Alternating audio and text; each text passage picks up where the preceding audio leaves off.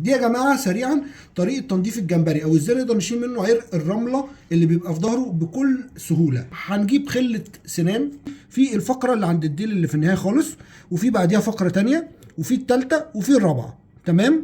هنيجي عند الفقره الرابعه، هم مفصلين نفسهم، وهنعمل كده هتفتح معانا الفقره الرابعه. هنروح مدخلين